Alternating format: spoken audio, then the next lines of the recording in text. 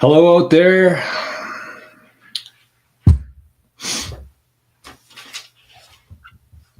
Zapstream, come on. We're on the air. Damn. Oh, that's Rumble. We are live on Zapstream. Woohoo! Oh my goodness, you guys and girls. You would not believe what's the show even called today? We'll wait for a couple people to show up here. I announced the show was canceled, and then here we are. Uncanceled. Can't cancel us here. Okay, well, it is Fat Zap Friday, so we need a goal for that. Fat Zap Friday. Go to dashboard. Are we live on Zapstream?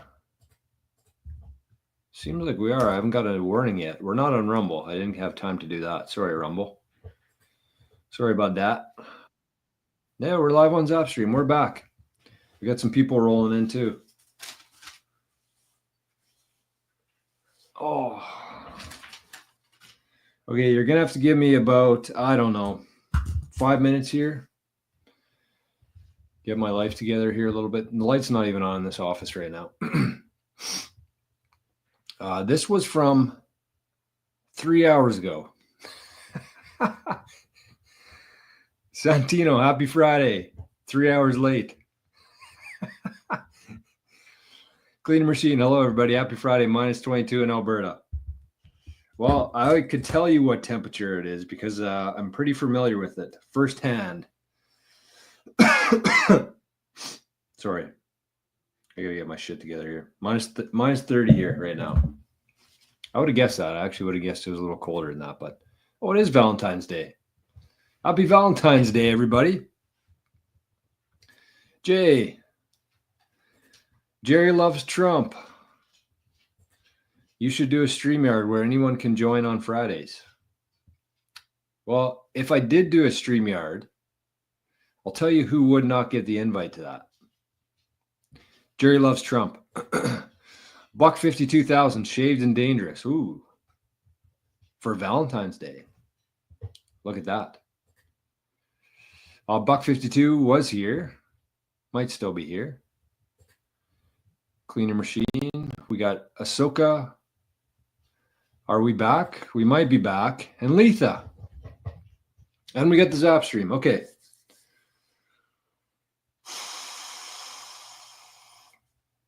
I did not think we were going to be here today. I'm not going to lie. But we are. So let's have fun. Let's have a good show. I just gotta let things settle down here a little bit. I'm very wound up. So I'm just trying to regulate myself. What am I going to do here? Mempool. Let's check on the mempool. Start with that.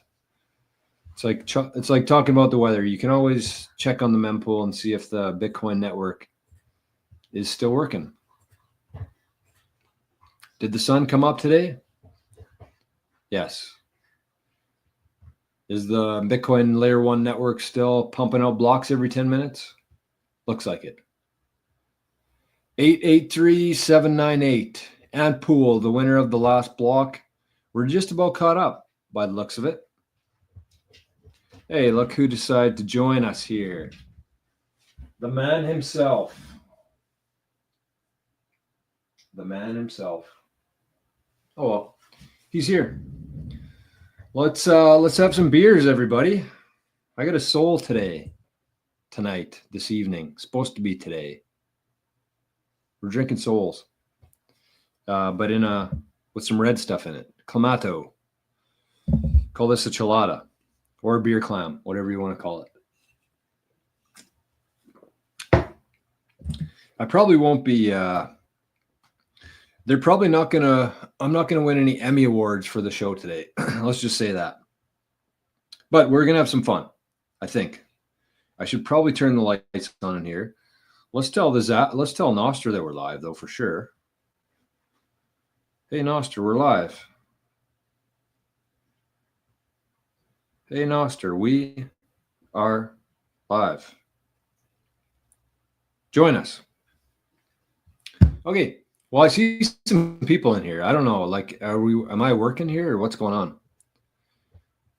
I don't know. It's kind of weird. It feels kind of weird right now. I'm not going to lie. But I'll carry on. I will carry on. Hopefully everybody can see me and hear me and we're live. I don't know. It's been, there's a bunch of people in here, but maybe the chat's broken. Okay. So Noster knows we're live. Mempool here. We've caught up. We're 13 blocks behind right now. Not much to report by the looks of it. Still incredibly cheap to be moving Bitcoin around right now if you need to.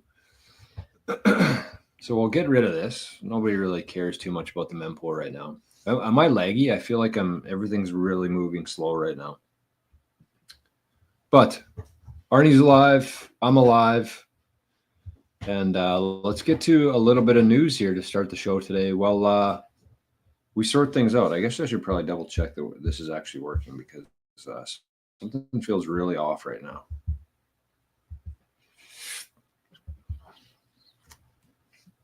Looks like we are. Okay. All right. Well, things are just weird here, I guess, today. So let's get to this. Let's start with the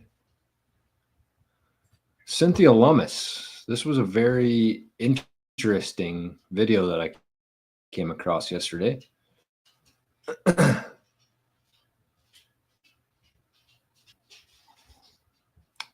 I don't know. Things are really laggy right now.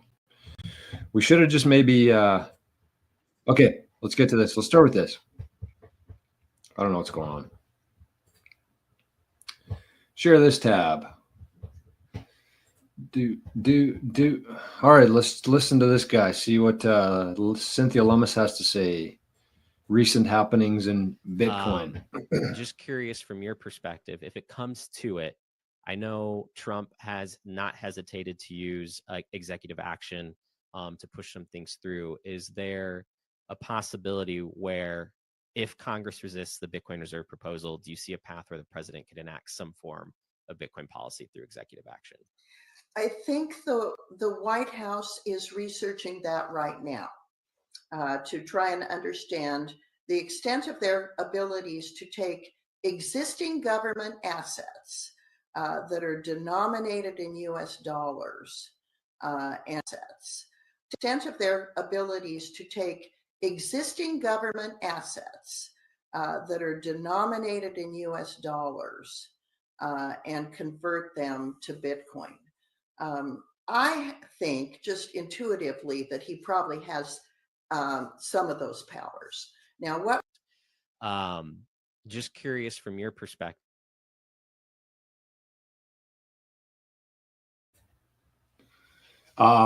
Pardon me, Cynthia Lummis.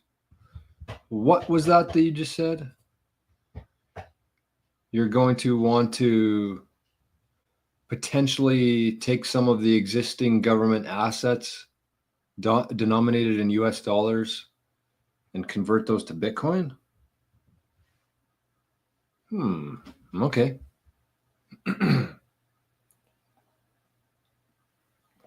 I wonder what that could be. I wonder why we titled the show today, Swap Your Gold for Bitcoin. Because when the US starts selling its gold for Bitcoin, what happens then? What happens then? Because you have to understand that the majority of gold on Earth is is owned by the central banks, by countries. That's the main use of gold right now. They're locked away in some bunkers, some Fort Knox, maybe. All around the world, all these countries are holding gold right now. And then they're holding it as a reserve asset because they think that it is the best reserve asset. And it was until January 3rd, 2009, when the very first Bitcoin block was mined. Then it became not the best reserve asset anymore. So when the US starts selling gold or selling their gold certificates, because we have a pretty good hunch that they don't actually have the gold. So when they start unloading their gold certificates for Bitcoin, What do you think the other countries are going to do? Just guess. What do you think the other countries are going to do? Do you think that they're going to say, you know what, the U.S. is crazy. The U.S. has gone mad. They're idiots. They're selling their gold. They're buying Bitcoin. Or are they going to say, what is the U.S. doing? Why are they selling their gold? Maybe there's something there. Maybe we should sell our gold for Bitcoin as well. And then what happens when another country does it? And then another country? And then who? First of all, what happens to the price? When the U.S. is dumping gold onto the market, what happens to the price? Well, a bunch of supply, not a whole lot of demand, because I don't think countries are going to be like, oh, you know what? Gold's on sale today. Let's pick up a bunch of it. No, they're going to say, how do we get rid of ours?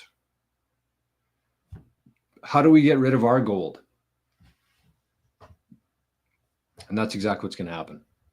So, clean your machine. There we go. The chat's working, I guess. I don't know if everybody was just scared to talk. Everybody's just scared to talk because we were an hour late. But yes, everything is good. I was a little bit scared. I'm not going to lie. I was pretty scared. I'll give you a real quick summary of what happened in my life in the last hour today. You can probably tell by my voice that I'm a little out of breath, for one. Out of breath, cold, and pretty shook up. So basically what happened is my parents ended up coming here last night. They stayed the night, had some Chinese food, watched the hockey game last night. First hockey game I've watched in a very long time. But it was fun. We had a good night, good day today. They went to leave, and Arnie just took off. And he usually, like, whenever he hates when people leave, especially my parents, he just hates when people leave because he likes them, obviously. So he started chasing after the vehicle, and I yelled. For him to come back. And Arnie was a rescue dog, right? So we have to keep in mind here that he's very timid. Very timid. As soon as anything, he senses any potential danger, he's just like freaked out. I'm thinking something must have happened to him as a puppy, like something really bad, because we didn't get him till he was about, I think, 2 months old. They found him under a reserve in Saskatchewan. He got picked up and taken to the shelter. He went to one home, went back to another shelter, went to another home, and then he finally ended up with us. So in the first 2 months of his life there, I think that something very bad happened to him. I don't know what it was or who it was or anything, but anytime you yell now, he's very scared. So he wouldn't come inside. So I was honestly outside, and usually like in the summertime and when it's like mild weather, I just leave him out there because he's fine here. He's he just roams around the yard all day. But when he gets in that like scared mode, he just won't come anywhere near anybody. So I was out there with like the bone that I have for him, which I smoked. It's like a cow leg. I was out there with that, trying to lure him in. Treats, supper, everything. Wouldn't come near me. Because he was scared. He was scared because somebody yelled. And so again, usually I would just leave him out there, but obviously I had to do the show. I had to go shower. So I went and showered, came back out, and he wouldn't come near me. So my hair's wet. I'm outside. I have like a light jacket on. It's -30 here. I probably got a cold. I probably caught a cold. But I was mostly worried about him because he was out there for probably between him and I, he was out there for over an hour, -30. And he's a winter dog, but like that's still not a good thing for a dog. And I didn't want to leave him out there any longer. So I was, urgently trying to get him inside. And he could sense that in my voice. So he's, of course, pushing him further away. So finally, I had to just go out there and start playing with him. So I ended up playing with him for about 10 or 15 minutes outside, -30. I didn't care how cold it was. I just needed to like get his trust back. And so we played with him for about 15 minutes outside. And then finally I get him to shake a paw. And then I just kind of grabbed him and I had to carry him inside. It's fucking 70 pounds. I had to carry him all the way inside. Not that it was like heavy or anything. Like that's not the issue here. It was just because it was so cold. So you can probably see my nose is still, I'm pretty sure I have frostbite on my hands. So anyways, we're okay. We're all right. Dog napper. Hey, Bodie. Happy Friday, my friend. Jay, late here in England, just chilling, cup of tea and some Bitcoin vibes. Cheers, my friend. Cheers to you. I was going to get another beer here, but I don't know how long this episode is going to be today. I almost just called it because I was like, you know what? We're already half an hour late. I don't really want to make people wait, but we're here. And I see Josh is over in Zapstream. So hello, Josh. Says it's buggy though. I kind of had the same thing. So it might not have been Zapstream. It might have just been my stream here. But it seems like we might be back. And we got a couple zaps here. We got one for 1,000, and I got to give a couple shout outs from yesterday's show too. So we'll see how the chat goes today. I might go grab another beer. We'll see. Actually, you know what? My mom and dad left Jack. No, I don't know if it was Jack Daniels. Jameson can, but it was like whiskey and lemonade. Probably gonna drink it tonight, so I might as well just. If we got some people in here if we're having a good time, well, I'll go crack it. If not, we'll just do a short show tonight. So we're in no rush. Hey, Jay, talk napper. That's what I felt like. Except he wasn't like at that point. He wasn't scared. He didn't have a collar on or anything, so I couldn't really grab him. That's a tough part. I was close to him like 10 times when we were playing and stuff, but I didn't want to like spook him again. So I'll get him to shake a paw, and then I just kind of bear hugged him. And then he wasn't even resisting at that point. He knew he had been caught. But anyways, it was way too cold for him out there. I was honestly scared because I didn't know how long he was going to be out there. And I could tell that he was like kind of walking around because his feet were like obviously fucking freezing. So anyways, we're good now. We're good. He knew he had been napped. He knew he was caught. And he just went like limp. But it's not like he was like, he wasn't causing trouble out there, like taunting me or anything. He just wouldn't come near me. He was just so scared. So anyways, Arnie is secured. It was a scary situation. I'm not going to lie, because minus 30-degree weather is nothing to fuck around with. That's for sure. And when he's in that kind of a mood, then he just kind of sees red. So he could have been like, hypothermic out there and he still wouldn't have come in. So I had to go play with him for a while, get his trust back. So we were wrestling and playing, and then I nabbed him. So suck to suck, Arnie. Where's the troublemaker now? I don't know where he went. He was here, but he I don't know. He's definitely carrying some baggage around from when he was a puppy. I think that he was pretty badly abused by somebody, which is very sad. He's very for a while he was very scared of like all men. He was very scared of garbage bags, and he's very scared of like dumpsters, which is really weird. But like we stayed at a condo for about a week, and there was a dumpster outside, and we shut the door on it one time, and he just fucking took off fast as he could go, as far as he could go.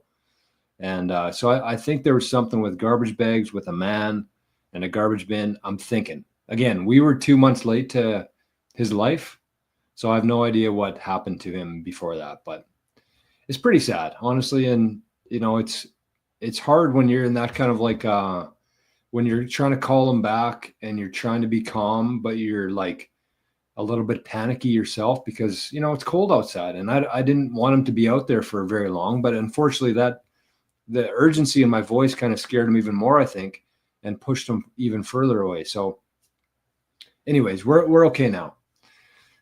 We're okay. Had your first Soul in Mexico a few weeks back. Really? Oh man, I love Soul. If I had one choice for a beer, it would be Soul. And thankfully the owners of the hotel here, the beer vendor in town, they're big Soul fans too. So never have to worry about running out of Soul. Is he chipped? No, I was never worried about him running away. Honestly, like when he's in that mode, and it happens quite often, honestly, because he gets scared so easily. So he just won't come inside. He won't come near anybody. He just kind of stays outside. We usually just leave him out there for a while because he Yeah, he just stands in the driveway, or he, walks around the house or walks around the deck or whatever. I'm never worried about him running away. That's not the issue. It was just because it was so cold today. So, anyways, sorry, I didn't mean to take up 10 minutes talking about Arnie here, but oh, Jay got another dog 2 days ago. There you go. Good for you, man. I feel so bad for dogs. Hey, Lori. Happy Friday. So cheers, everybody. We're back. We're warming up here. I'm thawing out. My fingers are still kind of white, but we're okay. So I want to get through a couple zaps from the show the other day when the Zap stream was still down, because there was a couple fatties. A couple fatties here. So Letha sent 2,000 sats. This was on Thursday, yesterday. 2,000 sats to Arnie. Love Letha. Thank you, Letha. I'm thinking this is from Josh. 888 sats. Said, Arn, chaos, please. Well, you got what you asked for, Josh. Too much chaos. Except, it wasn't chaos. It was just Arnie being scared. 6,888 sats from Ian E. Said, for the broken Zap stream and great shows, buddy. Ian E. Thank you, Ian. 6,000 sats. Awesome. Duncan zapped 1,000 sats on Thursday as well. Said, sorry, I haven't zapped in a while. From Duncan. And we got a fatty today. Oh, Letha. 7,000 sats from Letha. Happy Valentine's Day from Letha. Well, we don't call her Letha Legendary for nothing, that's for sure. And we got Creature Zap 50 over in the Zap stream. Right on. Zaps are rolling. It is Fat Zap Friday. We got a couple Fat Zaps from Thursday. And let's keep things rolling here. So what do we think about Lummis? Something there? She hinted at selling gold a while back too. I feel like we watched a clip a couple months ago or a month ago now of Cynthia Lummis talking about potentially selling the gold for Bitcoin. And she mentioned it again.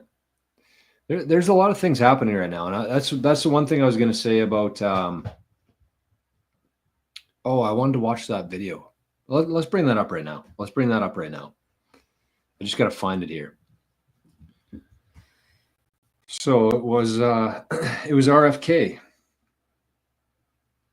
I also saw today, though, President Trump cuts all federal funding to schools that mandate the COVID vaccine. Kind of interesting, I would say, especially for the people out there who think that, what do they call Trump? The vaccine king or something? Kind of interesting to me that Trump never once said that anybody should have to take the vaccine.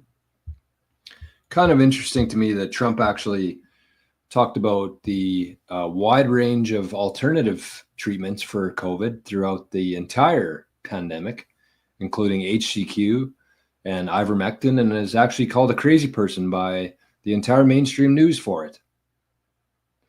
Also kind of crazy that he's now cutting off federal funding for any of the schools who are still pushing the COVID narrative and the vaccine mandates.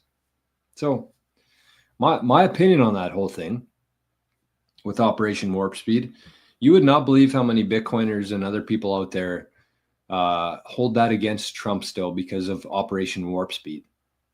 But that was the only way, because you have to keep in mind, if you went back to that point in history, I know it's easy to, where we are today and how crazy it seems and laughable now, but you have to go back to that time in history when all that was happening. And they were talking about, the narrative was, we need to wait for the vaccines and then we can open up again. As soon as we get these vaccines, we can go back to work. As soon as we get these vaccines, we can start traveling again. And they were just like, they were dangling it there. They're like, okay, well, everything's good once we have these vaccines. And then Trump came up with Operation Warp Speed and said, okay, well, vaccines are ready. Let's get back to work. Let's get back to school. Get the kids playing sports again. And I really believe that if we never had Operation Warp Speed there, we would have been locked in our fucking houses for another 3 years, because people were so full of fear at that point. They really believed at this point that the vaccine was going to save everybody and that COVID was this very dangerous thing. So could you imagine if we would have been in lockdown for another 3 years and businesses would have been closed and schools would have been shut down and sports would have been shut down? Could you imagine what our lives would have been like? Our mental state? It was bad enough after 1 year. So that's why, to me, it just makes me sick that people kind of like hang that over, and that's like their main knock against Trump is Operation Warp Speed, when really that's kind of what got everything back to normal faster. So, plus, again, he offered many alternative treatments for it and was mocked for it. So I'm kind of tired of talking about it, but at the same time, it's still nice to just like let people know how stupid they are sometimes. And you know what? I got to watch what I say. I really have to watch what I say here. And I was just talking about this exact thing on the show yesterday, and apparently I didn't learn my lesson. What happened here on Zapstream? Are we still live? Looks like I need to top up my balance here. Is Zapstream cut off? No, it couldn't have. So I had 10,000 sats on Zapstream, but now I'm down to 1,000. But I guess Kieran had some issues with it. So I'm going to learn my lesson there, and I'm not ever going to zap 10,000 to Zapstream just in case this ever happens again. But that's kind of unfortunate because it's not like I'm going to reach out to Kieran and say, hey, Kieran, you owe me 10,000 sats, man. Sorry. So I guess those are just gone forever, but that's okay. All right. Let's get this topped up. Let's keep going. Are we still Zapstream? Can somebody confirm that we're still on Zapstream? This thing cut off for me. It looks like we are. Okay. I'll catch up on a couple comments here while it's still relevant. Hey, AV. Sub 100,000 Bitcoin is on sale, 100%. Sharper says, if you sell gold for 10K, would you smash buy all into Bitcoin or get some MicroStrategy also? I would go all Bitcoin, personally, because you already have the money. You already have the money outside of the system. The MicroStrategy is good for any money that's trapped in the old system. That's it. Because you have to understand why there's a premium on that, because that's all the capital that's trapped in the old system that's trying to get exposure to Bitcoin. That's why hedge funds, all these big entities are trying to buy or are buying MicroStrategy, and they're paying 2 or 3 times the price of Bitcoin for it. Why? Because they can't buy Bitcoin. You can. I don't think you have any shareholder agreements or regulations within your family of what kind of assets you can hold. So you can buy Bitcoin for a significantly lower rate than these people are paying for it right now. Keep that in mind. You have to ask yourself, why is there a premium on MicroStrategy right now? It's because there's a ton of capital out there who cannot get Bitcoin. They cannot buy Bitcoin. So they have to do the next best thing, which is either the ETF or MicroStrategy. And they're willing to pay 2x for it. So, and some organizations, some entities can actually hold ETFs. So that's why their MicroStrategy is like a perfect thing for them. Plus, with their convertible notes, the bonds, there's a lot of entities out there that can only hold bonds. So that whole combination of the premium and the excess there, the premium there. Sorry, I feel like I can't even talk right now because of my voice. But that's why they're buying it, because they can't buy Bitcoin. You can. Sharper, you can buy Bitcoin. So I would go 100% Bitcoin. Daniel says, just sent 888. Got to get back to Valentine's Day with the sweetie. Well, thank you, Daniel. Appreciate that, my friend. Oh, we got a couple here. 2,000 sats. Don't know who this is from, but it says, love for Arnie. Glad to hear he's home and well. Me too. And here's Daniel's app of 888 sats. Thank you, Daniel. Very much appreciate that, everybody. Those people still exist. I know. It's hard, eh? It's hard to believe. Josh says, I still don't speak with my father-in-law over his fanatical buy-in over the vaccine. He despises Trump, yet goes to Florida for golfing. I bet his yap is shut down there right now. No doubt. The golf course in Florida would be the last place on earth that you'd want to be talking negatively about Donald Trump. That's hilarious. It's crazy though. Think back at just how many like families were destroyed from that, how many friendships were destroyed from that. But for me, honestly, like I'm thankful.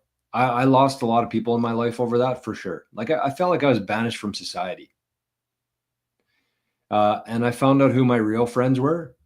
And there's some people who I just don't talk to now because of that. And that's okay, because they were never really, supposed to be in my life, in my opinion. So thanks, Jay. All right, click the like. Yeah, where's Rick? Where's our guy, Rick? I guess we're afternoon stream today. This is very different for me. I'm not used to drinking beers on the show here. So beers are probably fine. I think if and when we get into the whiskey, that might be a whole nother story.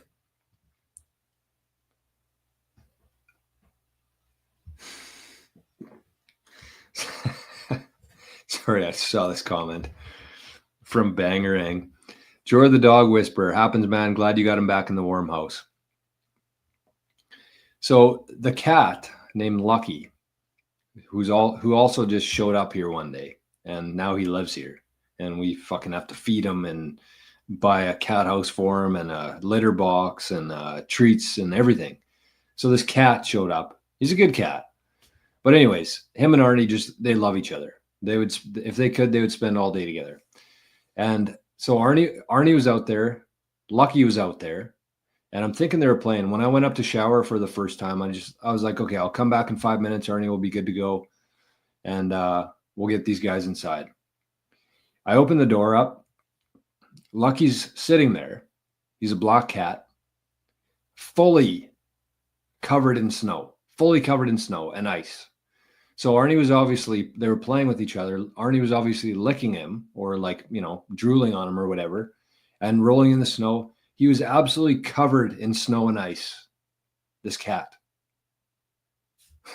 So he obviously came running in, and then Arnie took off. So the cat is much smarter than Arnie in terms of knowing, the temperature outside. Santino, hey, we got to your first comment here from almost 4 hours ago.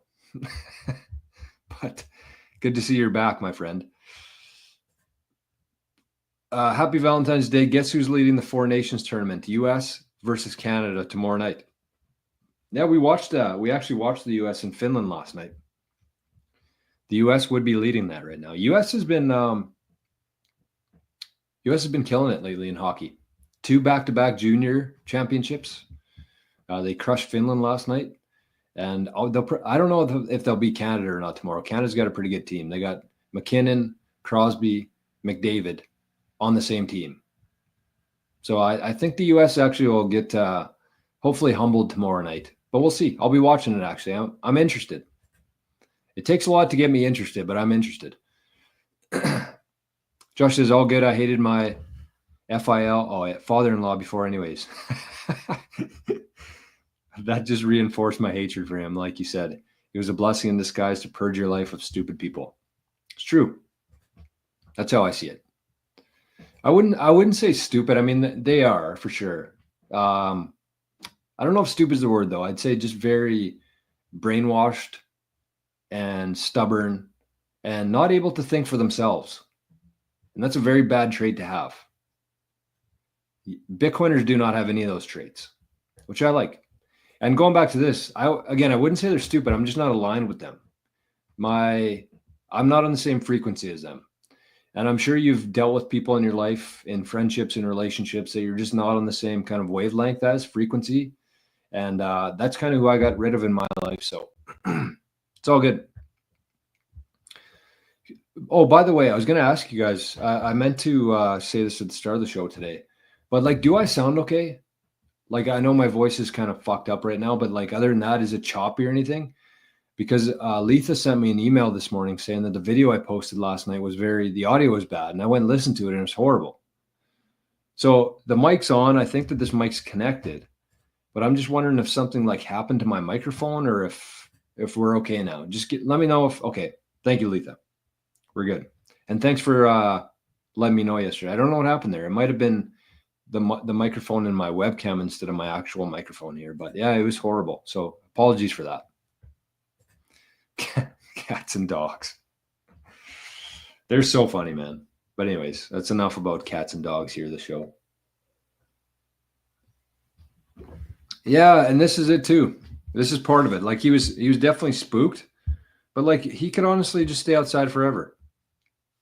If it was up to Arnie, he would never come inside. So I get it. And especially like with his type of dog, like his breed, he's made for the winter. But even so, like it wasn't good that he was out there that long. So I hope he's okay. I don't know if dogs get colds or anything, but it appears as though we will be good. And I really didn't want to come on here and make this about a cat and dog show, but I went like the first 5 minutes without talking about it. I thought you guys would just let me off the hook. But anyways, we've spent now about 25 minutes talking about it. Anyways, you have to love cats and dogs. You have to love dogs. And one of my goals within Bitcoin and my journey here myself is to do a lot of good for dogs. That's it. That's all I want. I mean, there's kids and dogs. If you ever ask me why I'm in Bitcoin and why I'm here right now, it's for kids and pets, cats, whatever. I'm not a big cat guy, but dogs for sure. There's so many dogs out there who have been abused, mistreated, tortured, I guess you'd say. It's truly disgusting that any human could ever hurt or harm a dog or an animal, period. It's different if you're going to eat it, but just because you're a piece of shit. So one of the things that I want to do is build either build a shelter or fund shelters with Bitcoin. So I tell Arnie that almost every night when I say goodnight to him. I say, good night, Arnie. I love you. And you don't know how much of an impact you're going to leave on this world. And I believe that. I really believe that with from the bottom of my heart. I believe that Arnie, not necessarily him, just with the combination of things here and what we're going to be able to do with this channel with Bitcoin for dogs. And he's going to have a very lasting impact in the world. He's going to help a lot of dogs. So it's pretty cool to me.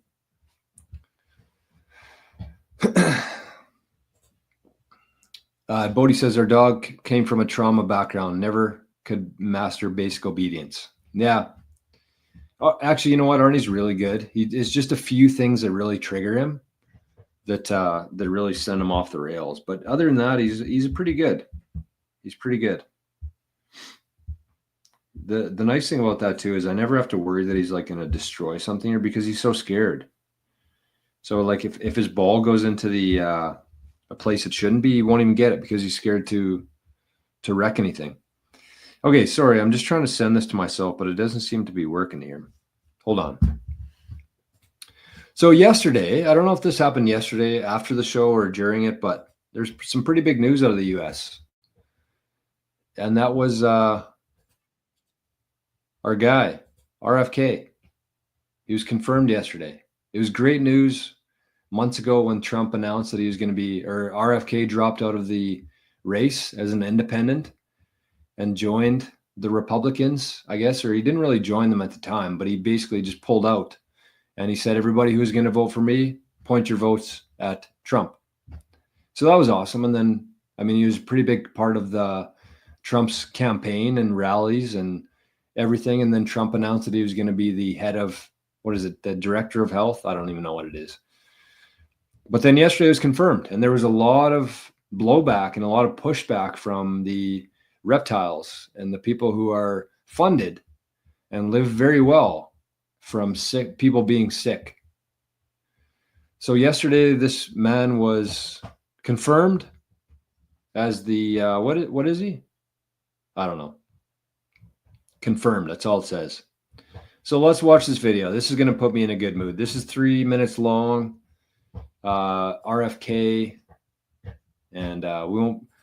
Hopefully, we don't get pulled off of YouTube for showing this video, or we won't be able to monetize the show today. But that's okay.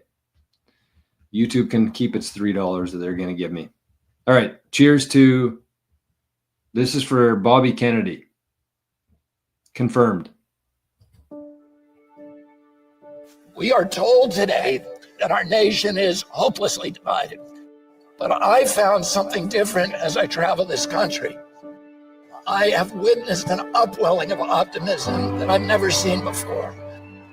Something is stirring in us. Let's go take back our country. RFK Jr. is just about ready to make headlines with his running mate choice. I'm so proud to introduce to you my fellow lawyer, a brilliant scientist, technologist, a fierce warrior mom, Nicole Shanahan. This campaign is so much more than politics. This campaign is about what is sacred, health and our families in this beautiful land that deserves much greater attention and care than we've given it. Robert F. Kennedy Jr.'s favorability is skyrocketing. Bobby Kennedy just got up and said, America leads the world in chronic illness. This is a real issue that we all face, and we're all being poisoned, and they're profiting off of it. But when someone like RFK Jr. comes along and says, hey, I think we can fix this, it's like, give him a chance. This is a spiritual journey for me. For 19 years, I prayed every morning that God would put me in a position to end this calamity. The most unifying theme for all Americans is that we all love our children. If we all unite around that issue now, we can finally give them the protection, the health, and the future that they deserve.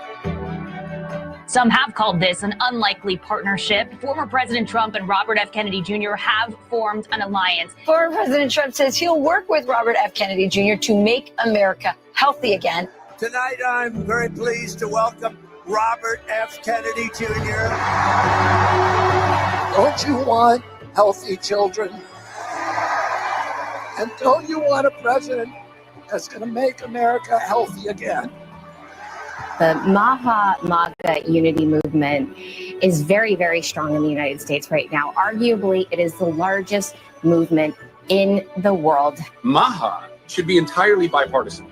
This is people wanting to make America healthy again. The most powerful new force in American politics is these moms of the Make America Healthy Again. This is a transcendent, powerful movement, and it crosses party lines. I'm a mother to a child with special needs, and I will dedicate the rest of my life to fighting on behalf of children and their right to be healthy and their right to thrive. If you are a well person, you have the American dream at your feet. But if you're sick, you only have one dream, and that's to get better. And I can promise you that we are going to make America healthy again.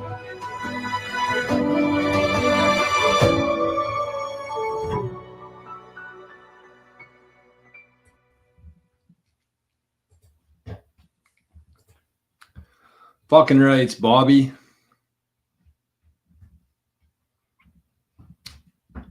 It is the big issue to me. It is. I would say that, well, you know, I say this all the time on the show here, and I'm sure you guys have heard me say this 1,000 times before, but everything starts with the money. And when you think about the money in this scenario, I was going to say that the food and our health is just as important as that, but I think that it is the money. Because it's the incentives within the system that makes them want us sick. When we're sick, they're profiting from us. When we're healthy, they're not making anything from us. And so it's been years of very methodical, very sneaky, very diabolical ways to make people unhealthy. And when people are unhealthy, then they go to the doctor, and then the doctors get paid, and then the pharma companies get paid. And it all has to do with money. Even that scenario there, that's all about money. And I don't necessarily know that fixing the money would fix that, because I still think that they would have the incentive to make people sick. And regardless of what the currency is in that case, they could still profit from people being sick, whether you're paying your health bill in fiat or you're paying your health bill in Bitcoin. It doesn't matter much. And so the combination of things, for me, that's what's really happening right now. That's the big idea in my mind, is that it's more than just the money. We're fixing more than just the money. We're fixing our health. We're fixing our beliefs and our core values. And we're getting back to where we were decades ago. And we've somehow lost our way along the path here. But all these different things are tying together. But you could still have Trump and you could still have RFK in there. But without Bitcoin, they couldn't do anything. It would be a very short-lasted victory for us. And without Bitcoin, or with Bitcoin and without guys like Bobby Kennedy, we would still have a very sick population. And so to me, the exciting thing is that all of these things are kind of coming together at the perfect time in history, during this revolution, during this uproar from people, and during this spiritual awakening, I would call it, in a lot of ways. And when you look at this day to day, it doesn't seem like we're making a whole lot of progress. But when you look back 4 or 5 years ago and how far we've come from then in terms of what people know, who people trust, we're a million miles ahead from where we were 4 years ago, a million miles ahead. And we're not going backwards now, because once you see that, once you see what's wrong with money, once you see what's wrong with pharma, once you see what's wrong with all this stuff, once your eyes are open to it, you never see things differently after that point. And that's really exciting to me, because that means we're never going back to that.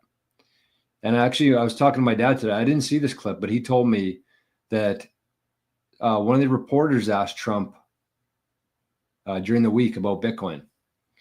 And they asked him, what happens after you're not the president anymore? And there's not as much momentum for Bitcoin. What happens to the price after all these states and all these countries adopt Bitcoin?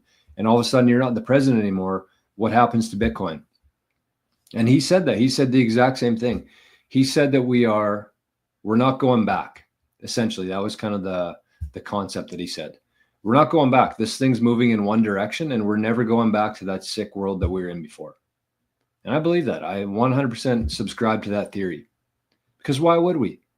When we see these next 4 years play out and everything that's released to the public and everything that's made transparent to the public and how good things are and how prices go down, which I'm going to talk about here in a second, where nobody in their right mind would ever vote for the opposite of that. It doesn't matter how bad their memory is. When things are good, we don't need to change things. And so whether it's Trump, whether it's Vance, whether it's Elon, who cares who it is? This is much more than a person. This is much more than a title.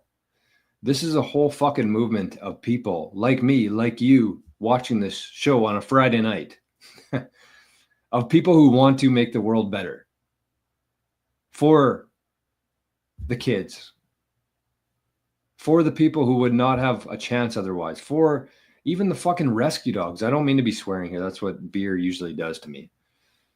But we're making this happen right now. It's not us versus them. It's just us. And we have to remember that every single day. It's just us.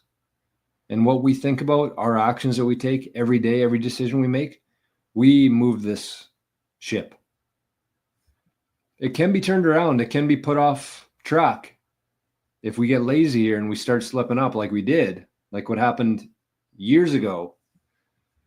But I don't think it's going to happen, because there's just so much more information out here. The internet's changed everything, and they tried their best to control it.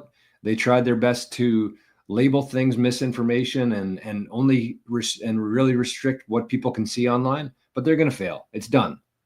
They've lost their grip on it, and we're never going back to that world anymore. And to me, that's awesome. And I'm very happy and very, I'm proud. I'm proud that I'm on this side of history, and you should be too.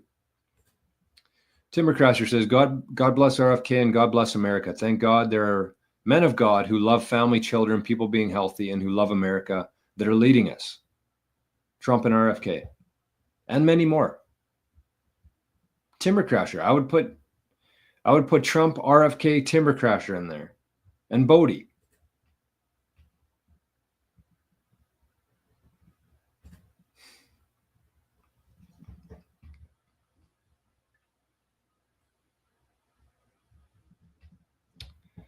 It's awesome. It's awesome. So let's check this out. I had another thing here. Actually, you know what? I'll say that for another day. I was going to talk about the Proton wallet that just came out, which is part of the Proton ecosystem now. They got a Bitcoin wallet. I used it a couple months ago. I didn't really try it. I didn't really play around with it as much as I should have. But they released it to everybody. It was just in beta testing before for certain users. I guess you could sign up. I signed up, but I started using it yesterday, and it's pretty cool. It's very similar to like River. They unveiled you can send Bitcoin with email. You can actually do the same with Bitcoin Well now. I don't know if they've made this announcement yet, but you can send somebody an email with Bitcoin in it, and they can just claim it. And Proton Wallet's the same kind of thing. I could send Bodie Bitcoin right now if I knew his Proton email and I knew that he had a Proton wallet. I could send it not to his Bitcoin address, but to his email address, which is kind of cool to me. And the nice thing is it actually uses different wallets too. So you can keep your wallet. So this is my understanding of it anyway. So basically you have your core wallet within Proton, your primary Proton Bitcoin wallet. But then when you receive Bitcoin or when you want to send Bitcoin, it actually goes through a different address first. So it maintains your privacy there. So it's not static. In other words, if I was making payments to Bodie every week to his Proton, if I wanted to do it that way, and they didn't have that feature built in, I could essentially I could follow that transaction and see Bodie's total balance there. But this kind of has like a side route that it takes where it goes through, it has a different address for the money that you bring in, but it's all under the same wallet. So it's kind of similar to Sparrow in a way where you have multi addresses within one wallet. It's the same kind of thing, but I'm excited about it for a lot of reasons. But Proton's been they've been building a lot of traction and steam within the world here. And I don't know how many users they have, but now they have a Bitcoin wallet as part of their ecosystem. So it's pretty cool. So you don't need to do anything crazy. As long as you have an email address, you can now get Bitcoin. You don't have to download an app. You don't have to hire somebody to help you. As long as you have an email address with Proton, you can receive email or Bitcoin. So I think I'm going to do a video next week talking about the Proton wallet and kind of, I think it'll be beneficial, I think, anyways. But try it out. If you haven't yet, make sure you try it out and see what you think. I'm on the side. I'm on the side of like just try things within Bitcoin. Even if you have to spend you have to waste a couple sats or a couple $100 worth of sats just to try different things out within Bitcoin, I think it's totally worth it because your knowledge is going to grow. You're going to find things that you like within Bitcoin, and to me, that's worth it. So I try different wallets. I try different Lightning wallets. I try different exchanges. I'm kind of probably leaving too much of a footprint online, but I don't really care. I'm way past that now. So if I encourage everybody, just try things out. Try the Proton wallet. Anytime there's something new, don't put too much into it though. I've learned that lesson the hard way several times. In the eCash and mini bits, I've lost about 50,000 sats, I think, over a couple different hard lessons. But just make sure if you're playing around with new stuff, don't go too crazy with it. Keep it very minimal in terms of how much you're loading onto the wallets. Okay, so we're gonna watch this video here. I just gotta I got it brought up. Just want to make sure. I see a couple zaps here. Okay, here we go. Mars over in Zapstream said RFK is going to bring down Big Pharma. Fixing the money will fix it because Bitcoin will make the stock market obsolete. Will it? I don't know. I don't know if it'll make it obsolete. I don't subscribe to that theory. I think that the stock market is going to be cleaned up. I think it's going to be tokenized. And the companies who aren't the zombie corps are just going to, fall to zero compared to Bitcoin, as they've been doing for the last 10 years. The military is the one planning the whole operation. I agree with that. That I will agree with you there. This isn't contrary to popular belief. And I think that this is applicable for a lot of things that Trump has been doing. But contrary to popular belief, Trump is not the one making the plans right now. Trump's the figurehead. Trump's the marketing guy. Trump's the salesman. He needs to sell these ideas. He needs to show the public how bad things were and get people to buy in to what he's selling. It has not Trump. And this is with his meme coin. I don't think that Trump had any idea what a meme coin was or what the impact of this would be. It's his team. That is not the military, but everything that happens is behind the scenes. And whatever we hear Trump talk about, it came from somebody else. He's very good at speaking. He's very good at, talking candidly. But all of his information, all of his plans, his meme coin, it's all his team around him. He's just the figurehead of this whole operation. But I completely agree with the military planning the whole operation. 100%. Because you have to keep in mind here that the deep state, the evil people of this world, they put out their plan. You have to remember that. These people have put out their plan for 50 years or 100 years into the future. Have you guys heard of Agenda 2020? Agenda 2021, Agenda 2020 or 2030, Agenda 2050. They are so fucking confident and arrogant and stupid that they literally publish their plans of what they want to do. And if you believe that there's not enough good people out there within these different entities who can counter every single move that they make, then I think that you don't have enough belief in the human beings. That's what I'll say to you. So I agree with that fully. Okay, so let's somebody sent me this video yesterday, and they said, I feel like this sentiment is kind of widespread within Bitcoin right now. They said, I saw this video. It makes me a little bit nervous. I'm not really sure what to think about it. I want to hear your thoughts on it. So I watched the video. It's only about 3 minutes long. We're going to watch it here. And so I sent him about I don't know, whatever you'd call it, 3-page text reply with my thoughts on it. And so I wanted to share because I think that these are the kind of things that we need to be talking about within Bitcoin. We can't just be, happy when the price is going up. We can't just be excited when states are buying Bitcoin. We need to look at some of the potential threats for Bitcoin and why it's not as bad as maybe it's let out to be. So this is one. And this video is called "The Biggest Threat to Bitcoin is Elon Musk." Question mark, exclamation mark. So we're going to watch this and then I'm going to share my thoughts on it, but I want to hear what you guys think of it as well after hearing it before I say anything. So here he is. This is Rich Makes You Rich. I guess I need to bring it up. But it's interesting, and I wouldn't show it, just like the video we watched last week. I wouldn't show if there was no merit there at all and it was kind of just completely out to lunch. There's some good points here. So we're going to watch this video and then we're going to talk about it and see what we think about it.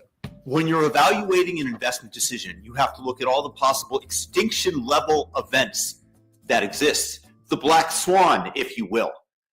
For Bitcoin, what is it? What is Bitcoin's biggest risk? It has the Lindy effect. It survived for 15 plus years as an open protocol, permissionless, decentralized. The beauty of its ingenuity is apparent to virtually all and has exceeded at times $100,000 price level. So what am I talking about as the risk to Bitcoin? Unfortunately, it's our old friend Elon Musk at Doge. Just imagine if he's able to clean up the government such that we have 0% inflation. What would be the purpose for somebody in the West to own Bitcoin? This is all while they're trying to spread the US dollar using a dollar denominated token like Tether or USDC or whatever it is that they come up with. Yes, Bitcoin has other advantages. It's decentralized, it's permissionless. But for the majority of people, one of the main reasons to purchase Bitcoin is because it sucks up the liquidity that the government injects into the system. It acts as a sponge for this liquidity. Therefore, if that liquidity dries up, if the US government no longer has to borrow money because it's balanced its books by some miracle, thanks to old Elon, the demand for Bitcoin will dry up. Yeah, it'll still have value. It'll definitely still be worth something. It's still a collector's item. There are still people in other countries that aren't privy to the US system and will want something to store their wealth in. And there are going to be people that want to be able to take their wealth with them and don't want to be at the mercy of the US government. But for the average citizen, there's going to be no need for Bitcoin.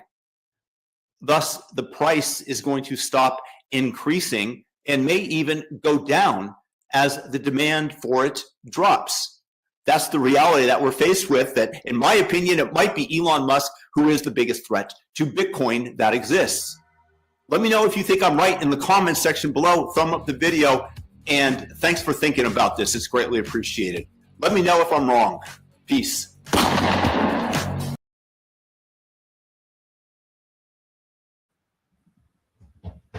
How about those fancy graphics and gun noise at the end? Guy's not messing around. That is, rich makes you rich. Unless you listen to Rich, then you're not going to be very rich. I mean, honestly, the guy had some good points. I'm not going to lie. I see some comments in here already. LOL, is he serious? But the guy had some good points. Like, it's true. It's absolutely true. If Elon and the US government can, start moving in the right direction, run a neutral budget, maybe even a surplus eventually, who knows? The demand for Bitcoin could dry up. I think he's thinking very short term with this. Like, absolutely. When you're thinking day to day, week to week, even year to year, this sort of logic does make sense, because in that case, the US dollar would just continue to rise. If the government could manage to get a hold of its spending to increase its revenues, its intake, reduce its outflows, then yes, the dollar will go up. The value for it will go up, and there wouldn't be as much of a need to hold something like Bitcoin in that situation. But we have to keep in mind here that that's not the only reason why Bitcoin is going up, because the US has been adding numbers to their balance sheet, creating free money essentially. That's not the only reason why Bitcoin's been going up in value. And I think it's important to kind of note right off the start that yes, Bitcoin for the last 10 years has gone up 60% per year on average. That's its compound annual growth rate. But if you compare that to real terms, it's not up that much. It's really not. It's up compared to everything else, but it's like not up that much, 60%. It might be like 40, which is still, extraordinary. But like inflation, let's say it's running from 10, 15, 20%. It's high, like it's serious. You look at the prices of anything right now, and it's kind of laughable, but it's also sickening. For the people who are holding their wealth in dollars right now, everything's getting much more expensive. For the people who are holding their time and energy in Bitcoin, everything's getting cheaper. That's the big disconnect right now. So what this guy's saying is that if the US was able to balance its budget, the demand for the US dollar would go up. It would hold its purchasing power longer, essentially. In like a 10-second blurb, that's essentially what he's saying there. But again, it's not just the US printing money that's causing Bitcoin to go up. There's a whole slew of reasons why this thing is extremely valuable. But I'll just read a couple things that I sent to him, because I want to make sure that I'm kind of staying on point here. So I said a few key things to note would be that there's only 5% of the Bitcoin to be mined for the next 100 years.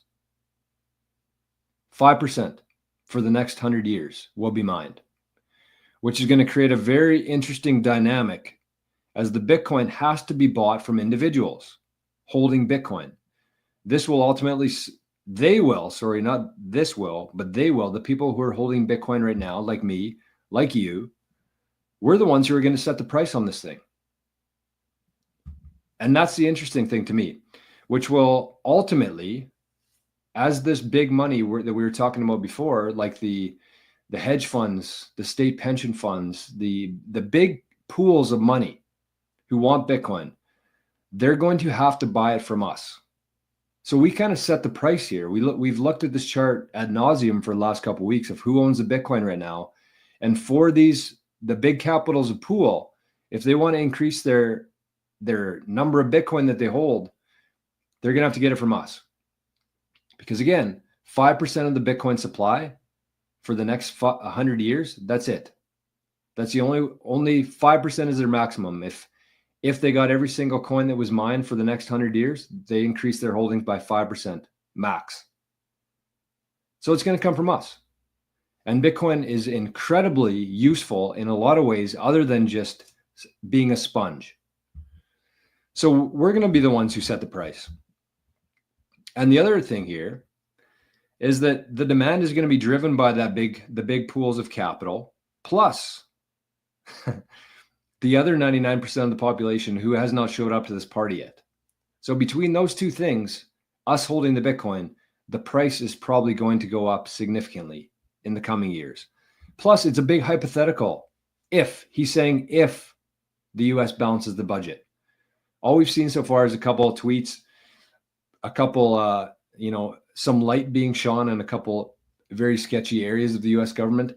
It might happen. It might not. It's a complete hypothetical right now, whether or not the US government will balance the budget and pay off its $37 trillion worth of debt. That's a pretty big if.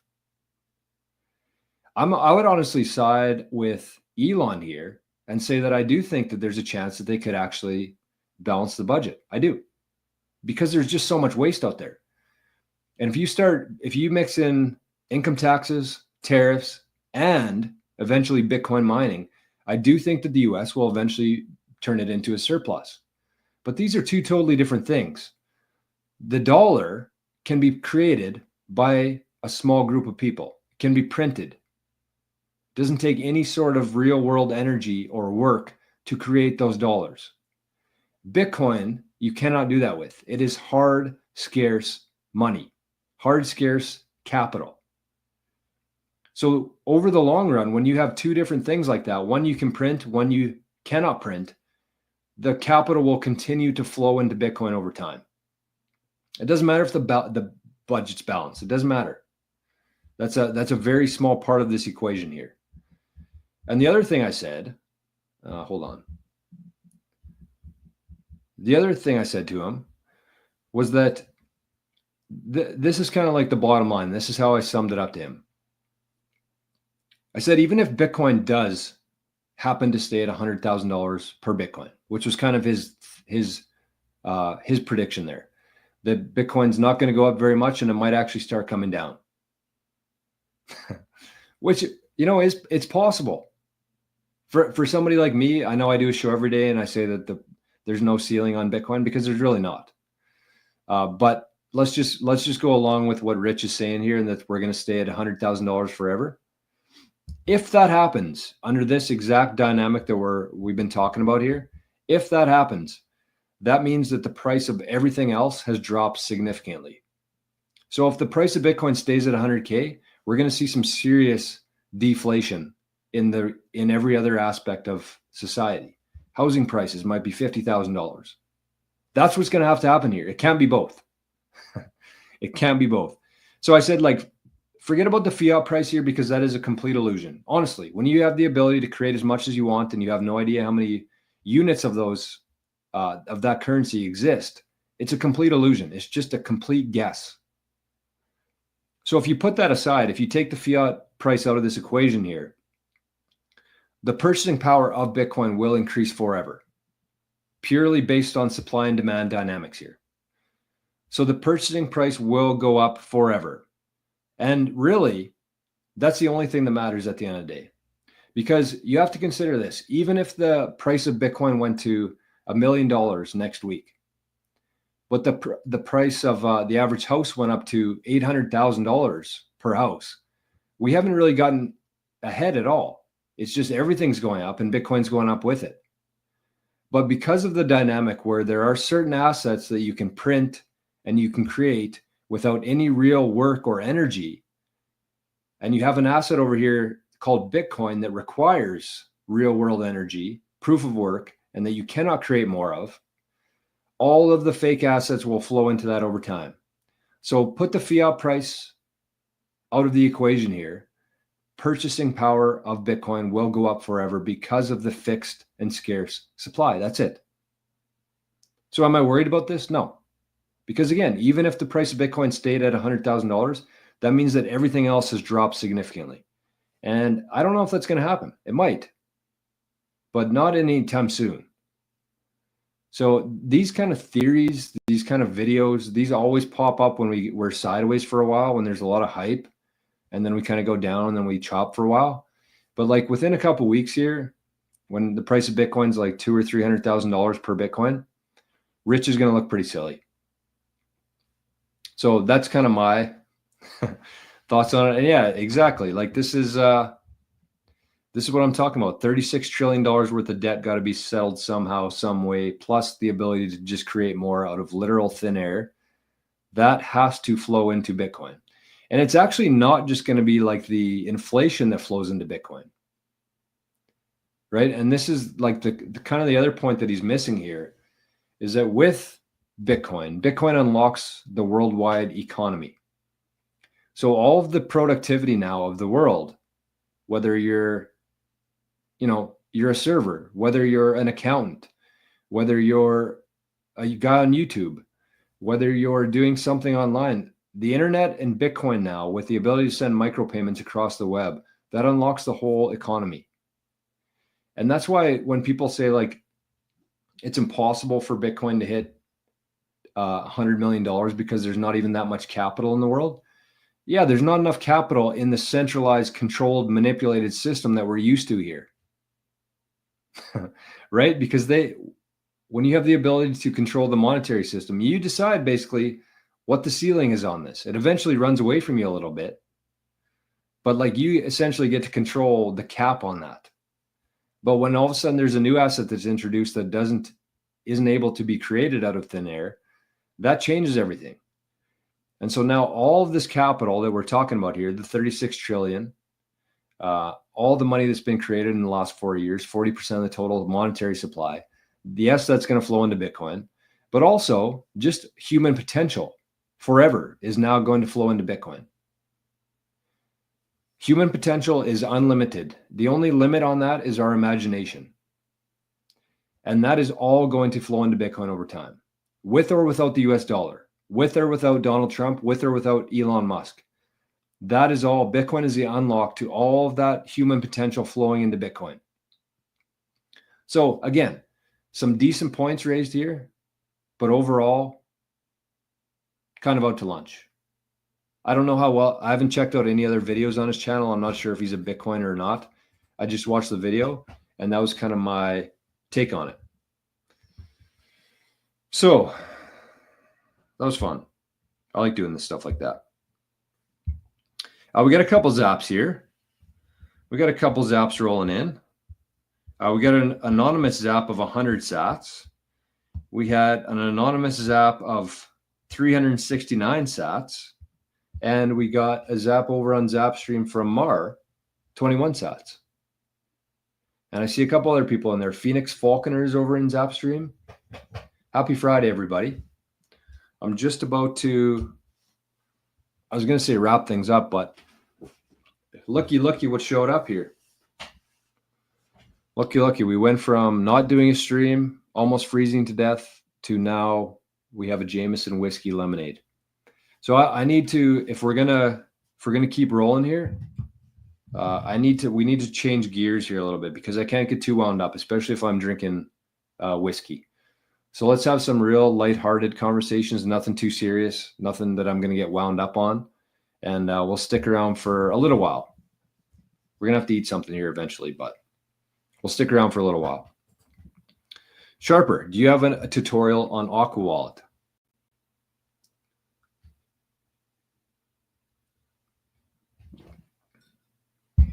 No. Or do I? I don't know. Good question. I think I might have done one on 365 days of Bitcoin, but I don't think it's available on my channel. Sharper, what do you want to know about it? We can talk about Aqua quickly because that is something that I absolutely love, don't talk enough about, and can talk about without getting wound up and emotional and making a fool of myself on the internet. So I would suggest every single person here who's watching the show now or later, you have to have the Aqua Wallet in your toolbox. It is the best Bitcoin wallet. Outside of Sparrow on desktop, Aqua Wallet is number one. And it took me quite a while actually to arrive at that, that theory, but it's the absolute truth. I love Aqua Wallet. So I'll give you like an example of, okay, so Sharper says I've never used any Lightning Wallet, just looking to use it. So what I would say though, is if you are somebody who's just like kind of getting into Lightning, you've been in Bitcoin for a while, maybe you own some Bitcoin, you're just learning about like sending Bitcoin stuff and you want to dip your toes into Lightning. The one thing that I would say is that make sure you have a complementary Lightning wallet with Aqua, because Aqua's an amazing wallet. It's very functional, very useful. But the one thing that it's missing is a Lightning address, which if you're going to use Nostr, if you're going to use Zapstream, if you're going to use all of these different things that you can use within Bitcoin, you have to actually have a Lightning wallet that you can send like an address. It looks like an email address. So what I would say is if you are going to use a wallet like Aqua, which I suggest that every single Bitcoiner has the Aqua wallet on their phone and uses it, make sure you have a secondary Lightning wallet as well. So I'll give you an example. I'll give you an example of kind of my flow here in terms of how I utilize the Aqua wallet. So I use an exchange like Bitcoin Well. I use Bitcoin Well, but you can use something like Strike or River, or Bull Bitcoin might also offer it too. I love Bitcoin Well, and we'll give away some sats right after this, after we talk about Aqua wallet from Bitcoin Well. But what I do there is I set up a recurring buy. You don't have to have a recurring buy. You can buy Bitcoin and send it to your wallet over Lightning. So what I do is I buy it on Bitcoin Well, I send it to my Lightning wallet, which is, let's say, Speed Wallet or Koinos, Wallet of Satoshi. One of those three probably are the best. So you send it from the exchange to your Lightning wallet. 0 fees. You can send it over Lightning, 0 fees. And then I send it from that wallet, my kind of in-between wallet there, either Speed, Wallet of Satoshi, Koinos, to Aqua. And I let it just stay in Aqua for a while. I kind of consider it like my holding tank for Bitcoin, for Lightning. So I send it from Lightning wallet to Aqua, and it just stays there for a while. And because I trust, number one, I trust Aqua, obviously. And number two, it actually has a private key. So if something were to happen to my phone, I have 12 words written down where I could just get a new phone and download Aqua, put in my 12 words, and my Bitcoin would be there. So I feel very comfortable holding, even though it's a custodial wallet, I feel very comfortable holding my sats on Aqua. So I just kind of let them build up there for a while. And then they get to, say, 150,000 sats, 200,000 sats, more. That's when I actually swap it from Lightning to on-chain. And then I send it to my cold card or my cold storage. You don't have to use a cold card, but cold storage. And as soon as I send it from Aqua to my cold storage, that Bitcoin's pretty much going to be there forever. That's how I see it. So the Lightning wallet is kind of the first step, kind of the hinge here. And then it stays in Aqua wallet until I have a big enough balance to move it to cold storage. And then I swap it to on-chain, and then I send it to my cold wallet where it stays forever. So that's kind of my process. So there's no fees on the initial transfer. There's hardly any fees from moving it to Lightning to your Aqua wallet. You'll have to pay a bit of a fee to swap it. And then of course you'll have to pay a small fee to send it to your cold storage, but you can wait. You can wait for the mempool to kind of clear. You don't have to worry about like when you're sending, how much you're buying, stuff like that. If you just kind of follow that process there, you're going to do very well in terms of fees and UTXO management. So that's throughout my time in Bitcoin here, that's been the best kind of flow that I've found, the cheapest, most efficient, and most trustworthy flow that I found. Hey, we got a couple of people in here. Mar shortened his name, as it looked like. I thought there was a bunch of new chats in there, but Mar just changed his name. Hey, who's that guy? What? What are you doing out there? Who's that handsome fella? Okay, let's crack this. Let's test out this Jameson. I wanted to get some ice with this, but look at this nice cup. You guys recognize that logo at all? Waste Management, Phoenix Open. It's a good cup. It's supposed to be like a red Solo cup, but glass. It's pretty badass. This is probably going to be very sugary. I'm not going to have this whole thing here on this in one sitting. Need to add some ice and water to it. But I see a couple more zaps here over on the Zap stream. Spaceman. What's up, guys? Happy evening to you all. Zapped 88 sats. And Ahsoka zapped 88 sats as well. Cheers to you. We're taste testing whiskeys tonight on the show. Does that make sense, Sharper? By the way, if you're interested in, I don't know if I put it in the show notes or not today. I usually do. But if you're looking for like a really solid Lightning wallet, in addition to your Aqua wallet, use Speed. I love the Speed wallet. There's a lot of things you can do within the app. I wouldn't keep a large balance on there, maybe like 10 or 20,000 sats at most, and then you move it to your Aqua wallet. But Speed wallet is very good. And if you want to, I'm pretty sure I have a referral code in my show notes for the Speed wallet. It's like EPN SI5. I've said a lot on here. I memorized it. EPN SI5, I think that's what it is. But you get like 500 free sats if you use that when you download the Speed wallet. So check that out. Maybe I'll just double check here. I'll get Bitcoin Well opened up right now. We'll give away some Bitcoin. If you have the Speed wallet, I would suggest you use it here because it's very fast, or Wallet of Satoshi. But let's give away some biddy here. Let's give away some biddies. That's stupid. Oh man, Bitcoin Well made me send in a video for the Bitcoin Well for my landing page, and I just looked like a complete dipshit in the screenshot. So unless you watch the video, you're gonna be like, "Who is this idiot?" Hey, there's a little zappy. We got an anonymous 21 sat zap. We'll take it. We will take it. Thank you for that. All right. Get your phones out. Get your Lightning wallet open. Press send. And get ready to scan this, because the fastest person to scan this is going to win some free sats. I guess I got to bring it up on the screen here, though, first, hey? What do you think, Arnie? All right, ready? Set. Go. Smells pretty good. The coldie continues. The coldie continues. And let's see how strong my relationship is with Bitcoin Well if I talk about coldies. I don't know if I mentioned briefly coldies the other day on the live stream. I think it was yesterday morning, because we've been on a 210 coldie here for quite a while. And I said, are you guys familiar with the term coldie? We used to say coldie in university and college when a guy would go an extended time without, getting lucky, getting laid. He was on a cold streak, coldie. So we're on a 210 sat coldie here right now. And you know what? I think we should maybe keep tossing coins. This might come back to bite me. I don't know. We'll maybe try 3. We'll try 3 tosses tonight for everybody for showing up on a Friday, for Arnie being alive, and for having a pretty good start to the show here, an hour and a half into it today. So we're going to give away 3. We're going to snap the coldie tonight.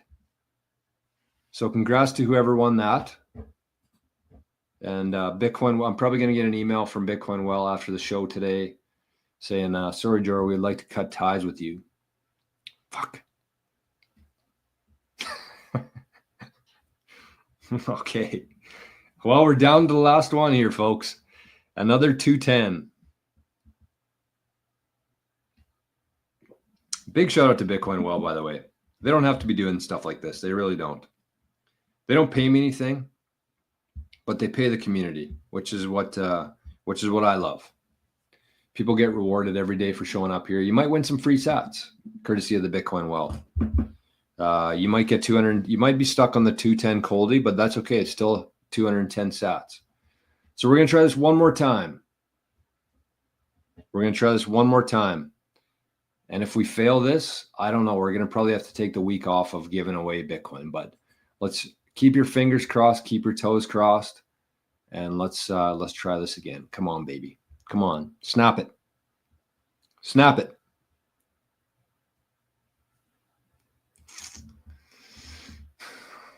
I don't know what to do. I forget what even we did. I shouldn't say that. I better stop now. I was going to say, how do you snap a coldie?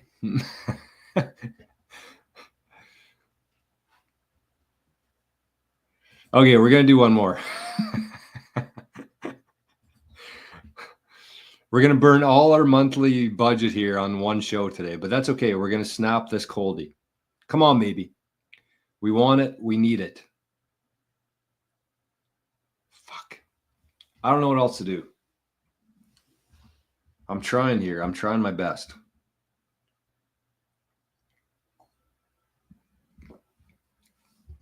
Okay, last one. Absolute last one here. I don't know what more we can do. Everybody, I need you to do this with me. Whatever hand you're not scanning with here, keep your fingers crossed. Everybody watching the show right now. I don't care if you're even scanning. We're going to snap this coldie right here, right now. I believe we're going to do it. The coldie will be snapped.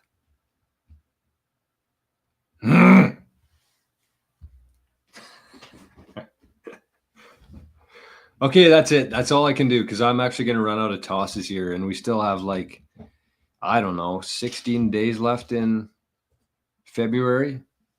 10 days. Yeah, we're over budget already. I'm sorry, everybody. I tried. I went from 3 to 4 to 5, and we failed. But that's pretty typical of a cold streak.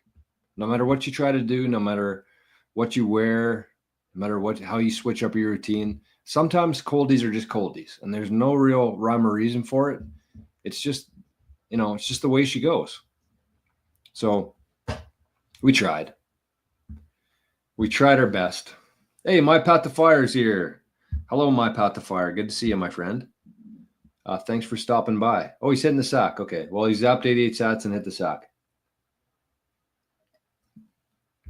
Laughpad says, what's the Speed Wallet promo code again? I better double check that I'm saying that right. I'm just kind of going off the top of my head here. Oh, I was right. EPN SI5. So that's kind of an actionable item, I think, for everybody. Oh, what did I do there? If you want to try out Lightning, if you want to like really maximize your Bitcoin flow, get the Speed Wallet and the Aqua Wallet and start buying your Bitcoin and withdrawing with Lightning. You're going to save a lot of fees and a lot of future headache. So that's I just put the code there in the chat. Maybe I'll bring it up here in case people are listening to it. But I'll put it in the chat here for both chats. EPN SI5. See, Arnie? Into the darkness he goes. It looks a lot different here in the nighttime, eh?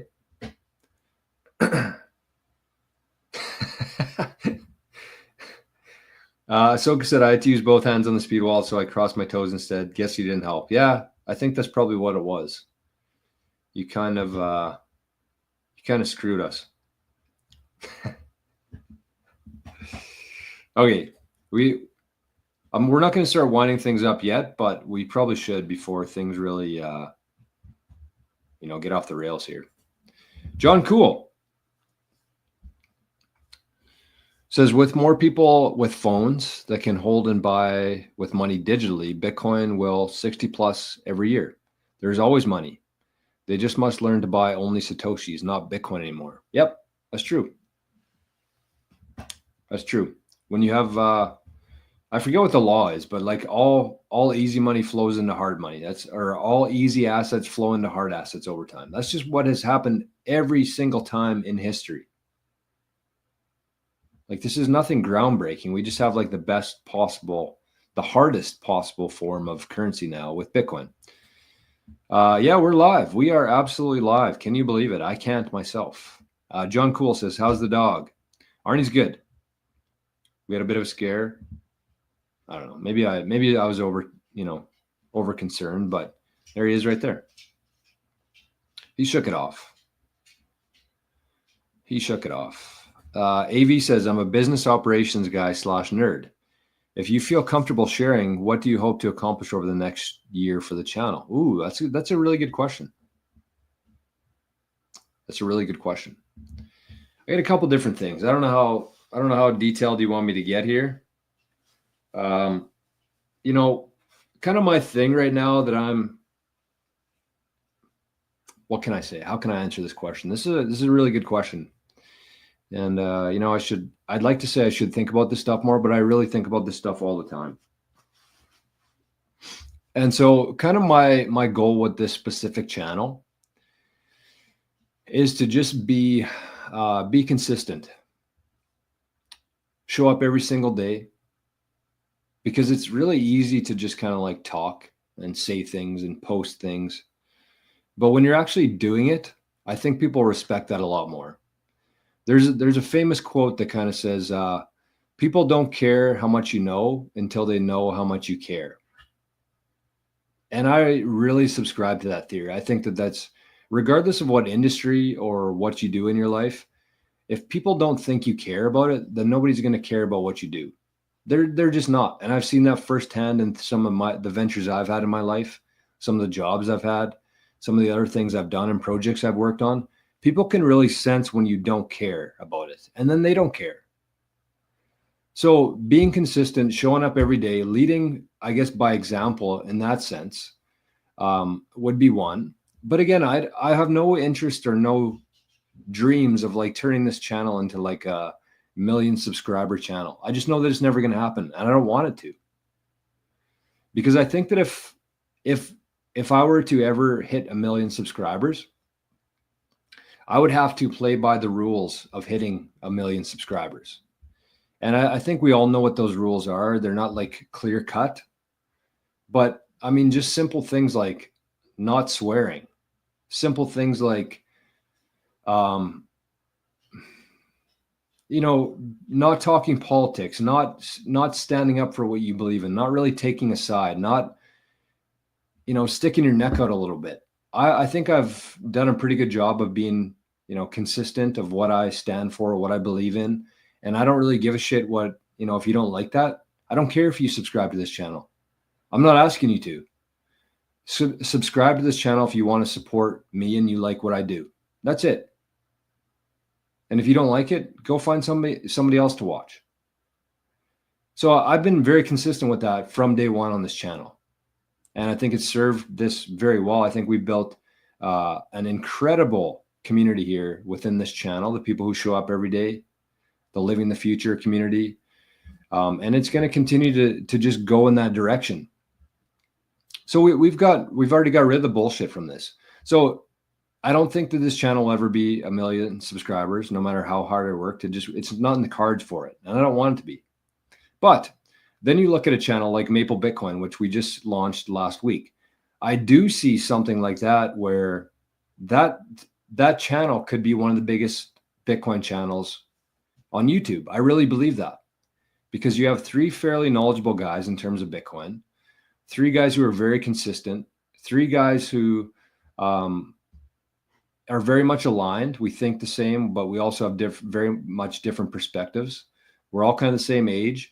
And that's kind of like this Bitcoin demographic itself is like from 30 to 50, the majority of people here.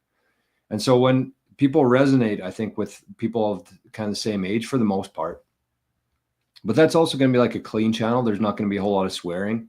It's going to be very focused on like helping people, growing education within Bitcoin.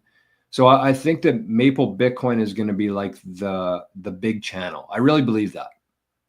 I mean, it's not a huge number, but like in a week, we have like 700 or 600 subscribers on there already, just because we put in the work and people, I guess, trust what we say and what we talk about. So that's one component of it. That's kind of like my YouTube vision for where this is going. But the big thing for me is going to be the 8 Satoshis. I think that what we're going to be building there, what I'm kind of in the process of building now, is going to be a place where people, like-minded individuals who are kind of like all interested in Bitcoin, health, fitness, eating good, some of the conspiracy stuff, it's going to attract all of these subsets kind of that are, linked by Bitcoin, and really provide a solid foundation of education, resources, people you can ask questions to, people you can trust, a marketplace where you can buy and sell. I really think that 8 Satoshis is going to be something very special for Bitcoin. And so that's going to be coming out in 2026. We're going to be spending this year building it up. And it's not just going to be me. That's the thing that I believe in, is because I've kind of maxed myself out here. Truly. I can't scale what I have going right now. It's just not possible for me. So with this 8 Satoshis, with this new venture, I'm going to have like 30, 40, 50 people who are all incentivized to grow this thing and add value to it and help people. And that's what it's going to be. So it's not going to be me. I'm not going to get all the proceeds. I'm going to be an equal owner with everybody else in that group, but it's going to be for Bitcoin to help push this thing forward. Because at the end of the day, going back to what we were talking about before with RFK, the whole reason we're doing this stuff is for change, for the kids, for children of this planet who, okay, we can't go down that road. For the kids, we'll just leave it there. That's the why. And then there's the how. These are all the how we grow this thing. And then there's a couple other things too, like the Bitcoin Citadel. I'm extremely excited about, because we're going to have some very unique offerings there. And this channel is going to be a big driver of people hearing about Bitcoin Citadel. So I think we're going to have like the same amount of expertise and knowledge for a very much more reasonable rate for people who are getting into Bitcoin and Bitcoiners who want to, round out their knowledge a little bit more, secure their Bitcoin a little bit better. Very knowledgeable people within that group. Plus the super backed, the security thing, the inheritance protocol, having Craig on our team, having access to a guy like Craig is invaluable. Even if I swear, even if you don't have much interest in like a better Bitcoin security setup and super backed, signing up for that service just so you have like one-to-one access and like constant communication with Craig is worth it. So that's another one. And then I got a couple other projects I'm going to be not working on, but like helping. You know what? I'll tell you guys about this right now. This is what happens when you have a couple beers, and especially a whiskey or two. Laugh Pad. Look at this fat zap. Oh my God, man. That's a fatty, all right. We're going to call that a definite fatty. 8.888 sats. Fat Zap Friday. Laugh Pad. Cheers to you, my friend. You are the man. I appreciate that very much. And Ahsoka, also, not to be outdone, 420 sats himself. Thank you, Ahsoka. Very much appreciated. Okay, and you guys are going to get a sneak peek here. I don't know how interested you are in this or not, but you asked, so I'll share. This is, and I don't know if he's watching or not, but I actually was reached out to by somebody who watches the channel here. And we kind of met from a mutual source, which led him to the channel and Bitcoin. And he's a Bitcoiner too. And so this is something I'm going to be spending a little bit of time and energy and talking about quite a bit on this channel here, because, assuming that I try it and I like it, that's kind of where we are right now. I've heard about it. I've read about it. I subscribe to it, but now I got to try it for myself. So I kind of gave a bit of a teaser about this the other day. But this is very interesting to me, and it ties into Bitcoin too, which is even more exciting to me. So I'll tell before I show you the website here or anything, I'm gonna just kind of tell you a little bit of a story here. So this is a product, and I don't know enough about it. I'm actually going to have the guy on our Living the Future channel because I want some people within Living the Future to be selling this with me. But I'm going to bring him on. He's going to be able to tell the story and how, you know, this came to be. But apparently, this company, this product, it's a very good technology that I don't even know what you call it. It gets stuff into the bloodstream. I don't know what it's called. I'm not a medical guy. I don't claim to be, but it's a proprietary way of getting a topical cream into your bloodstream very effectively. And so what this does, it's actually lactic acid. And if you're a hockey fan like I was, you'd remember the Ottawa Senators. After every hockey game, they'd be on their bikes trying to build up their lactic acid to help with recovery and soreness. So that's what they were trying. But essentially what this thing does is it just puts it right in your bloodstream without having to do anything. So it not only gets rid of soreness and aches, which a lot of people go through, including me, but it also increases your performance. So I mentioned that Usain Bolt actually used this product in the Olympics when he won his last gold medal. He was using this product. There's a ton of professional athletes between MMA, rugby, like the Red Blacks, I think they're called. They love this product. It's only been available to like professional sports teams before. It was never marketable to the average person. It was never for sale. You couldn't buy it. And this product is so good. And I know you're going to hear me say this. You're going to be like, yeah, this guy's full of shit. But hear me out. This product is so good that it's legal. It doesn't have anything against the rules in it. It's completely legal for all athletes to use. And it only has 2 simple ingredients in it: carnosine and magnesium. That's it. Carnosine is kind of the magic of the product. So carnosine and magnesium. I think it's carnosine. I don't pretend to be an expert here. But anyways, so it's so good that some NHL guys bought the company. They obviously shared it with their NHL buddies. And the NHL made a rule that you can use this product as long as you make it available for every away team. Every time they come to your arena, you have to have one of these bottles in the away team's dressing room. And so I was like, okay, that's kind of cool. But I texted my buddy who plays in the NHL. And I said, hey, have you ever heard of this product before? It's called Lactigo. And he's like, no, I've never heard of it before. So I'm like, instantly, I'm like, okay, I've been schemed here. I've been scammed. I didn't really think that, but I was like, okay, maybe there was some, embellishment or exaggeration there. So he's like, no, I never heard of it before. I don't know what that is. The next day, he sends me a Snapchat of this bottle, a big bottle, actually. It's not one of the retail ones, but a big bottle in the dressing room there. He's like, is this what you're talking about? I'm like, all right, this guy wasn't fucking with me here. So this is the product here. You guys can go check this out if you're interested. I don't know how we led. Oh, actually, I do know how we got led here. But anyways, it's very interesting to me. It's not going to be for sale anywhere. It's going to be strictly online. It's called Lactigo. So it's a performance and recovery gel.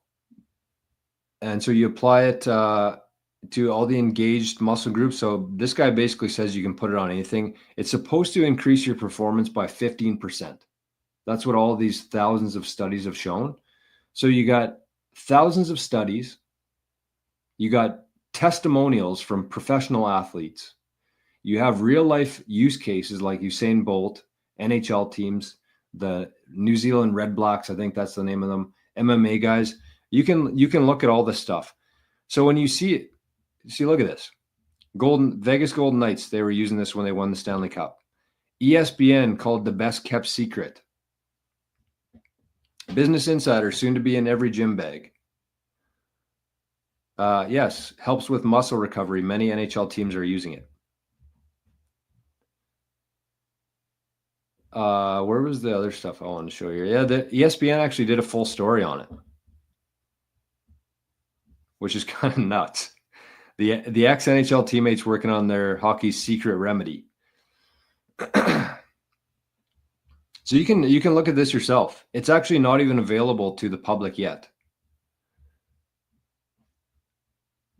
But yeah, that's go check this out, you guys. It's so it's wild to me. I don't know how this came into my life, but they actually own the rights to it for like the technology. So they're going to be able to do this with like anything. They're going to be able to do this with like creatine. So you don't have to actually like shake it up and drink it. And, you know, you can just rub a cream on and get all the effects of like a creatine.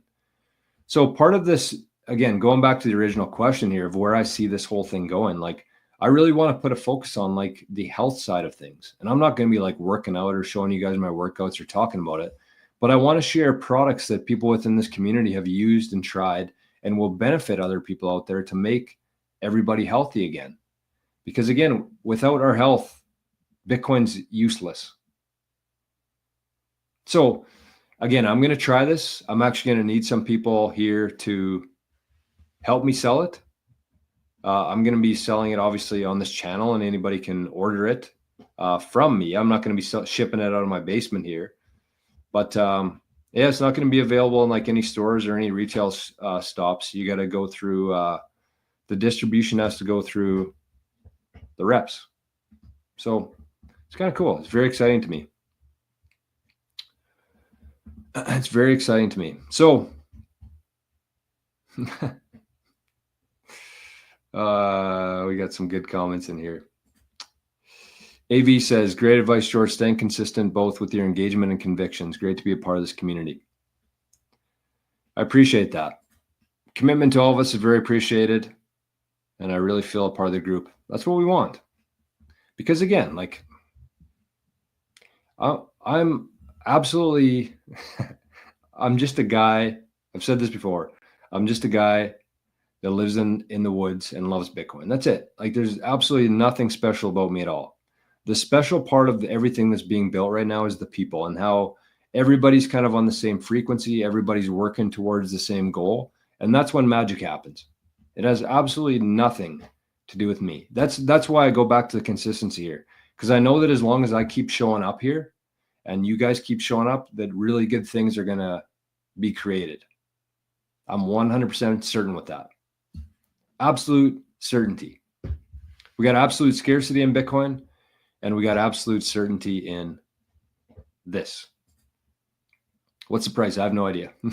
I have no idea. I know it's going to be very reasonable, though. I had to order a package. So I actually got like a full pack of like samples and stuff. It was pretty expensive, honestly, but I think I'm getting a lot of stuff, which I'm going to be able to like give out to friends, family to try it out, test out myself. But I just wanted to give you guys a bit of a teaser, and I'm interested. If you got like a good network and you're, you know, got 10, 15 hours a week that you want to commit to doing this, there's a lot of opportunity here. And the last thing I forgot to mention, which ties back to Bitcoin, is that if you are like a rep for Lactigo, eventually you're going to be able to be paid in Bitcoin for your commissions. The owner of Lactigo is a Bitcoiner. Like the team who owns Lactigo, they're Bitcoiners. And so they're going to be implementing Bitcoin into their payout structure for these products. That's what got me interested. That's what, you know, if I was a fish, that's what got me. And then obviously when you see real life testimonials and, you know, hearing about this stuff, it gets you a little bit more excited, a little bit more interested. Oh, I'm still pissed. I'm still pissed about Bitcoin Well and our 210 Coldy. All right. Well, we're just about 2 hours here, folks. 7 o'clock. Holy shitskis. Okay. What a wild day today. What a wild day. So I'm going to do a little bit of work. I got to post a video actually after this for our 365 days of Bitcoin. So unfortunately, the work is not over for me. But I do want to say thank you because, you know, I like doing these kind of shows. Sometimes I get a little bit emotional. Sometimes I say some stupid shit. But I think that's why people show up, because when things are live and you show up every day doing a live show, you're going to get to some things wrong. You're going to say some stupid shit, some things you regret, but that's part of being human. And that's why I love what's being built here, because everything is real. There's no script, there's no graphics, there's no music, there's nothing. It's just people talking about Bitcoin and other things and trying to make the world a better place. That's it. Could be Bitcoin, it could be anything, but that's what unites us here, is Bitcoin in this case. And you can sense that. I can sense that from everybody who watches this show. Everybody's kind of on the same mission. Nobody's here to like make $1 million and cash out and go back to their fucking job. People are here for the revolution. And, just to be a small part of it, I think is pretty cool. So I do want to say thanks. I want to say thanks for all the zaps today. Creature, I don't know if you're still here or not. 50 sats. Mar, Spaceman, Ahsoka, My Pat the Fire, Laugh Pad with a fatty, Ahsoka, and of course some zaps in here. I think I missed one too. An anonymous person sent in 888 sats. 2 anonymous people, actually. We got 2,000 sats from somebody for Arnie, and we got 7,000 sats from Letha. So it has been a fairly fat Zap Friday. I don't think anything will ever beat that one Friday we had. That was a really fat Zap Friday. But anyways, we made it today. Arnie's okay. Everything's good in the world. And now we get to enjoy the Friday night. Might have some wine. Don't even know what I'm going to have for supper yet, to be honest with you. So what happens when you leave me by myself? Lose my dog, get frostbite, and do a 2-hour live stream.